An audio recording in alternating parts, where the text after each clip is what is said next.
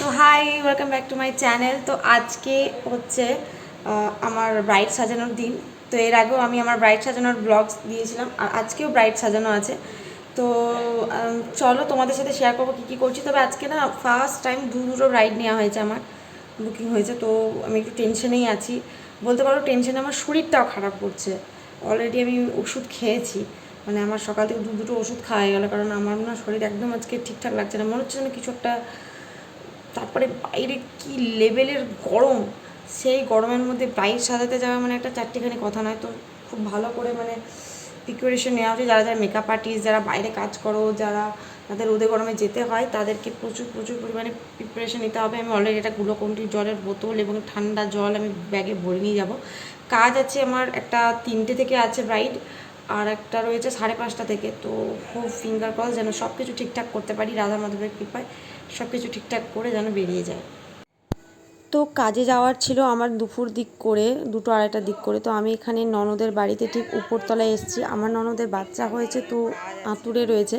তো আমি নিচে কোনো রকমভাবে যাতে ছোঁয়াছুঁই যেটা হয় সেটা থেকে যাতে না হয়, তার জন্য নিচে শুয়ে আছি।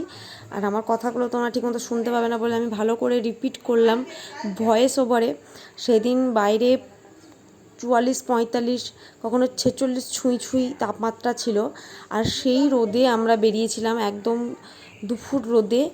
আর মানে আমার তো যা হচ্ছিলো, আমার হাজব্যান্ড অফিস করতে করতে সেই অবস্থাতে আমাকেও নিয়ে গেছিলো। তো এই যে দেখতে পাচ্ছ নিজেকে কীভাবে প্রোটেক্ট করেছি। আমার ঠান্ডা জলও গরম হয়ে গেছে। তো যথারীতি আমি ব্রাইডের বাড়িতে পৌঁছে গেছিলাম। সেখানে আমার ব্রাইড 0.5 ঘন্টা একটু লেট করেছে বসতে, সব কিছু বের করতে করতে আমার মোটামুটি 0.5 ঘন্টা 1.5 ঘন্টা মতো লেট হয়ে গেছিলো সেখানেই। আর কি লেভেলের গরম, মানে কি বলবো। আর যে ঘরে আমি বসেছিলাম সেই ঘরে ঠিকঠাক একটু লাইট ছিল না, একটাই মাত্র স্ট্যান্ড ফ্যান চলছিল, তার মধ্যে আমি আমার ব্রাইডকে রেডি করেছি।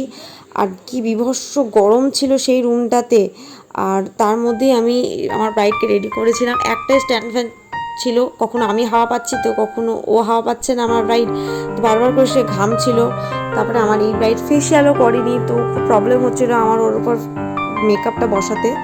তো অলরেডি একটা ব্রাইড রেডি করে এসেছি, অল টাইম অনেকটা পেরিয়ে গেছে, 15-20 মিনিট, 0.5 ঘন্টায় লেট। অ্যাকচুয়ালি আমি 0.5 ঘন্টা বেশি লেট হয়ে গেছি কিছু একটা কারণের জন্য। তো চলো আমি তোমাদের সাথে শেয়ার করছি কি করছি না করছি। ব্লগ বানানোর একটু সময় হয়নি, এত গরমে শরীর খারাপ করে মুখ চুখ শুকিয়ে গেছে। তো আমি এরপর চলে এসেছি আমার নেক্সট ব্রাইডাল লোকেশনে। আর এই লোকেশনে যেখানে আমি সাজিয়েছি সেটা একটা ছোট্ট গুপচি ঘর ছিল, একদম লাইট ছিল না, ফ্ল্যাশ লাইট লাগিয়ে আমি এই ভিডিওগুলো নিয়েছি। তাই ঠিকঠাক মতো ছবি ভিডিওগুলো তোমরা দেখতেও পাচ্ছ না, কেমন যেন একটা কখনো সাদা কখনো কালো কীরকম একটা লাগছে। আর একদম ফ্যান ছিল না, ব্রাইড রীতিমতো ঘামছিল, আমি রীতিমতো ঘেমে স্নান করে ফেলেছিলাম। তাও সব কিছুর মধ্যেও আমি আমার ব্রাইডকে সুন্দর করে রেডি করার চেষ্টা করেছি। আমার দুটো ব্রাইড, ফার্স্ট টাইম দুটো ব্রাইড ছিল। তোমরা জানিও কেমন লাগছে, বলো তোমরা কমেন্ট বক্সে। তো এখন আমি মেকআপের জন্য ব্যাগ গুছাবো।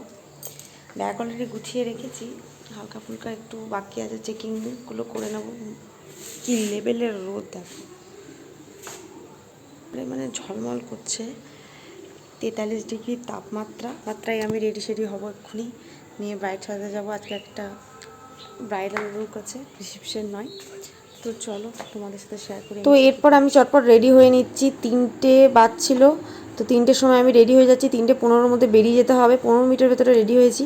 আর এইটা খুব কাছেই ছিল আমাদের বাড়ি থেকে, মাত্র 5-10 মিনিটের রাস্তা ছিল। তো চটপট আমি আমার রাধা মাধবের আশীর্বাদ নিয়ে ব্যাগপত্র গুছিয়ে নিয়ে আমি বেরিয়ে পড়ছি। আমার রাধা মাধবের আশীর্বাদ ছাড়া আমার কিছুই হবে না, তো সব কিছু তারই কৃপায় আজ আমি যে কাজ পাচ্ছি। তো চলো চটপট, আমি এখানে দেখতে পাচ্ছি আমার বরকে। তো আমার বরের অবস্থা না খুবই ঢিলে, একদম মানে সে মানে খুবই বিরক্তিভাবে এই গরমের মধ্যে বেরোচ্ছে। স্বাভাবিক ব্যাপার, কী লেভেলের গরম পড়েছে তোমরা তো দেখতেই পাচ্ছ, তার মধ্যে ব্রাইড সাজানো চারটিখানি কথা নয়, কী লেভেলের রোদ। বৈশাখ মাসের এই পচা গরমে আমরা কাজ করতে বেরিয়েছি। আমরা তো তাও মাঝে মাঝে বেরোচ্ছি, যারা রেগুলার বেসিসে কাজ করতে যায়, যেমন আমার হাজব্যান্ড, আমার বাবা, আমি তাদের কথা ভাবি যে তারা কি করে এসব মেনটেন করে। তো যথারীতি আমি ব্রাইডের ঘরে পৌঁছে গেছি, আর এইখানে এই রুমটাতেই আমি সাজিয়েছিলাম। তো ব্রাইডও চলে এসছে, বেশি লেট করেনি, 15-20 মিনিটের ভেতরেই বসে গেছিলো। তারপর শাড়ি টাড়িগুলো বের করতে করতে মোটামুটি আমার আধ ঘন্টা মতো লেট হয়েছে। তারপর সাজিয়েছে। সেদিন আমার একটাই ব্রাইড ছিল আর একটা পার্টি মেকআপ ছিল। তো তোমরা জানিও কেমন লাগছে ব্রাইডকে। তো এইটা ছিল কোচবিহার, মেয়েটা ছিল কোচবিহার এবং জলপাইগুড়ির। আর সেখান থেকে এসছে শ্বশুরবাড়িতে, ওর বিয়েটা হচ্ছে, যেহেতু অনেক দূরে বাড়ি তাই জন্য। তোর বিয়ে রিসেপশন দুটোই একসাথে, তাই কলকা বেশি নেয়নি, অল্পর মধ্যে কলকা চেয়েছিল। তো তোমরাই বলো কেমন লাগছে। আমি আমার 100% দিয়েছি।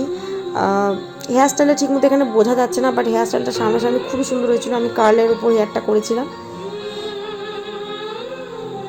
ভালো হয়েছে, পছন্দ হয়েছে। এবার তুমি তোমার রিয়াকশনটা নাও। পছন্দ হয়েছে?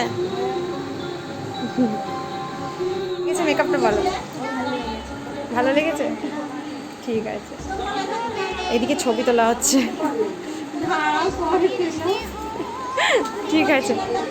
তো আই হোপ তোমাদের আজকের এই ব্লগটা পুরোপুরি মানে কাজের উপরেই ভিত্তি করে এই ব্লগটা ছিল। তো সবারই ভালো লেগেছে। ভালোই থাকলে প্লিজ লাইক শেয়ার সাবস্ক্রাইব করে দিও। তো টাটা।